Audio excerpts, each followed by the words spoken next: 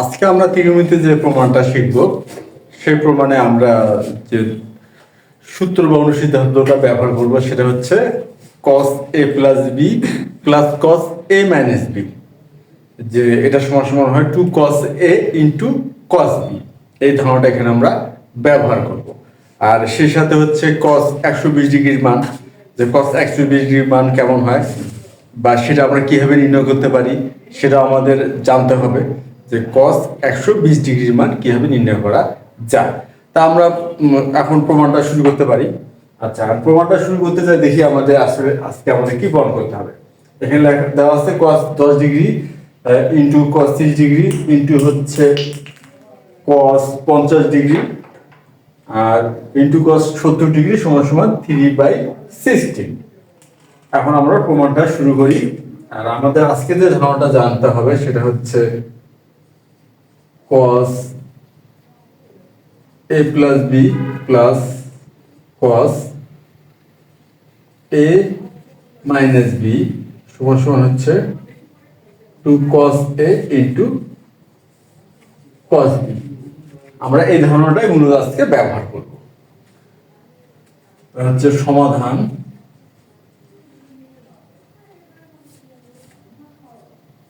বাম পক্ষ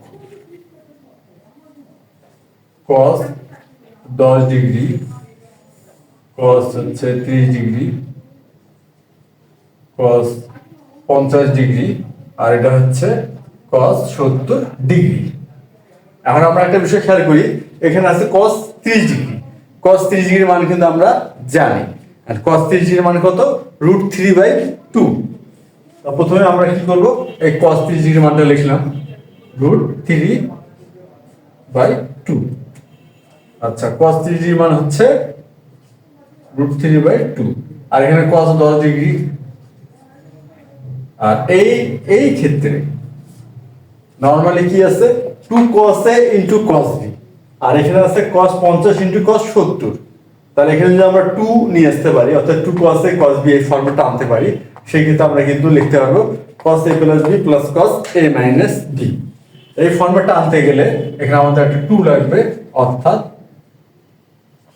আমরা কিন্তু 2 নিয়ে আসলাম। কিভাবে নিয়ে আসলাম? মানের পরিবর্তন না করে কিন্তু 2টা আনতে হবে, এটা হলো সত্য। তা 1/2 ইন্টু 2, অর্থাৎ 2 কে 2 দিয়ে ভাগ করলে 1 হয়। তা সুতরাং এখানে 1 গুণ করলেও কি না করলেও কি মানে কোনো পরিবর্তন হলো না। তা 1/2 ইন্টু 2। এখন দেখা যাক cos 50 degree into cos 70 degree. এখন কিন্তু 2 cos a cos b চলে আসছে, 2 cos a cos b। তাহলে লেখা যাবে cos a plus b plus cos a minus b। আর এটা গুণ করলে হবে √3/4 cos 10 degree into cos a plus b অর্থাৎ 50 প্লাস 70 ডিগ্রি আর plus cos a minus b অর্থাৎ 50 minus 70 degree. cos a plus b plus cos a minus b, এখানে a ধরলো 50 ডিগ্রি আর b ধরলো 70 ডিগ্রি। তাহলে এখানে 2 cos a into cos b সমান সমান কি লেখা যায়? cos a plus b plus cos a minus b।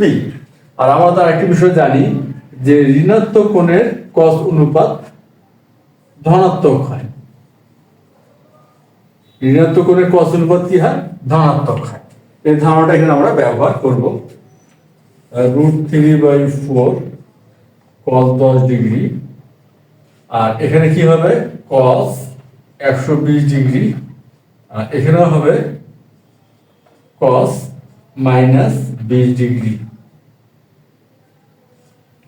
এখানে cos হবে মাইনাস 20 ডিগ্রি। এখন কথা হচ্ছে cos 120 ডিগ্রির মান কত?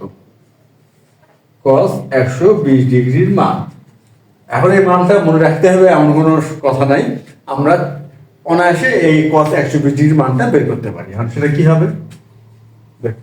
cos 90 ডিগ্রি প্লাস 30 ডিগ্রি তাহলে 120 ডিগ্রি হয়। আর এখানে কি হবে cos 90 ডিগ্রি প্লাস 30 ডিগ্রি, তাহলে 120 ডিগ্রি কোণের যে প্রান্তিক রশ্মি সেটা অবস্থান হয় দ্বিতীয় চতুর্ভাগে। সেটা অবস্থান করতে হবে দ্বিতীয় চতুর্ভাগে। আর যেহেতু দ্বিতীয় চতুর্ভাগে অবস্থান হবে তাহলে কস কিন্তু দ্বিতীয় চতুর্ভাগে হচ্ছে ঋণাত্মক।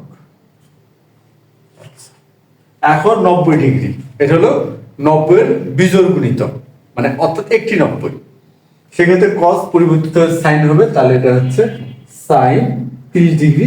আর আমরা জানি সাইন 30 ডিগ্রি মান হচ্ছে হাফ, অর্থাৎ কস 120 ডিগ্রি মান হচ্ছে মাইনাস হাফ। তাহলে এখানে আমরা কস 120 ডিগ্রির জায়গায় মাইনাস হাফ লিখতে পারবো। √3/4 কস 10 ডিগ্রি, আর এখানে হবে হচ্ছে মাইনাস হাফ, আর এখানে হবে প্লাস কস 20 ডিগ্রি। এখন আমরা যদি গুণ করি, আমরা এখন এটাতে গুণ করব, তাহলে গুণ করলে কি হবে? মাইনাস √3/8 কস 10 ডিগ্রি প্লাস √3/4 কস 10 ডিগ্রি ইন্টু কস 20 ডিগ্রি। এখন দেখা গেল যে এই যে ফর্মেটটা আসলো কস 10 ডিগ্রি কস 20 ডিগ্রি, এটা অনেকটাই কিন্তু আমাদের এটা এই ফর্মেটের সাথে মিলে যায়। কস 50 ডিগ্রি ইন্টু কস 70 ডিগ্রি, এখানে কস 10 ডিগ্রি ইন্টু কস 20 ডিগ্রি। তাহলে এই ক্ষেত্রেও যদি আমরা এই ফর্মেটে আনতে পারি 2 cos a cos b, তাহলে কিন্তু আমরা এই সূত্রটা বা অনুসিদ্ধান্তটা ব্যবহার করতে পারি। সেক্ষেত্রে কি হবে?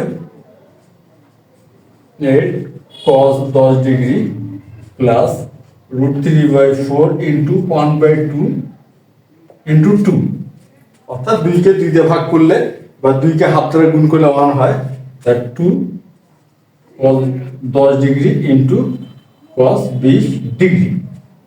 তাহলে এখানে কিন্তু 2 cos a into cos b আমরা এই ফরম্যাটটা পেলাম।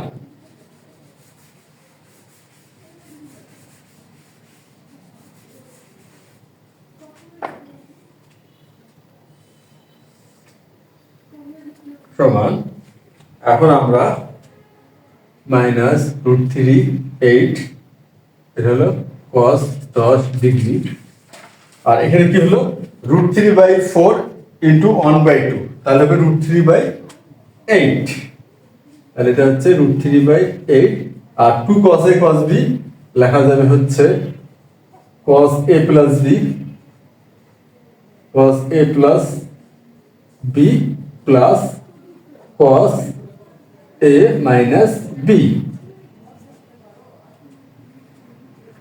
minus √3/8 cos 10 ডিগ্রি প্লাস √3/8, এখানে কি হবে 10 প্লাস 20, তাহলে হবে cos 30 ডিগ্রি, এটা হবে cos 30 ডিগ্রি। আর এখানে হবে হচ্ছে cos 10 degree minus √3/8 cos 10 degree. এখন যদি আমরা গুণ করি √3/8 দিয়ে কি করব? গুণ করব, তাহলে সেক্ষেত্রে কি হবে √3/8 into cos 30 degree plus √3/8 cos 10 degree চলে আসলো। কিন্তু এখন দেখি আমরা এখানে আছে কি মাইনাস √3/8 cos 10 ডিগ্রি, আর এখানে আছে প্লাস √3/8 cos 10 ডিগ্রি, তাহলে এটা হয়ে যাচ্ছে 0, আর এখানে আসতেছে √3/8 cos 30 ডিগ্রি। এখন cos 30 ডিগ্রি মান কত? √3/2, cos 30 ডিগ্রি মান হচ্ছে √3/2, √3 গুণ করলে হবে স্কয়ার, 8 আর 2 গুণ করলে হবে 16, তাহলে 3/16 সমান সমান রাইট সাইড। তাহলে আমরা শেষ পর্যন্ত এসে 3/16 আমাদের প্রমাণটা কিন্তু হয়ে গেল। তাহলে এখানে আমরা কিন্তু প্রমাণটা যে করলাম খুব যে জটিল কিছু করলাম তা কিন্তু নয়, খুব সাধারণ কিছু ধারণা। সেই ধারণার মধ্যে অন্যতম ছিল হচ্ছে কি cos a plus b plus cos a minus b equal হচ্ছে 2 cos a cos b। এই ধারণাটি এখানে প্রধানত ব্যবহার করা হলো। এরপর আমরা ব্যবহার করলাম হচ্ছে cos 120 ডিগ্রির মান বের করতে যে cos 90 প্লাস থিটা, এই ধারণাটি cos 90 প্লাস থিটা সমান কি হয় মাইনাস sin থিটা, এই ধারণাটা। আর আরেকটি যে ধারণা আমরা ব্যবহার করলাম সেটা হচ্ছে ঋণাত্মক কোণের cos অনুপাত, অর্থাৎ cos মাইনাস থিটা সমান সমান cos থিটা, এই ধারণাটি। তো এই ধারণাগুলো ব্যবহার করে আর স্বাভাবিক যে গাণিতিক যে হিসাবগুলো আছে এগুলো আমরা একটু সতর্কতার সাথে যদি করতে পারি, তাহলে মনে হয় না এই ধরনের বা এই টাইপের গাণিতিক বা ত্রিকোণমিতিক যে গাণিতিক সমস্যার সমাধানে খুব একটা সমস্যা হবে। তাহলে আজ এ পর্যন্তই, ধন্যবাদ।